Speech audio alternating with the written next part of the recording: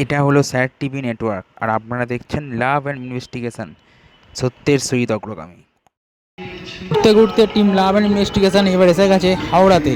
হাওড়ায় কিছু জগদ্ধাত্রী পুজোর ঠাকুর এবং মণ্ডপ আপনাদের দেখাবো। এবার দেখছেন হাওড়ার নটোয়া পার্লরের মধ্যে এক জায়গায় ঠাকুর হয়েছে, তার ভিডিও দেখতে থাকুন।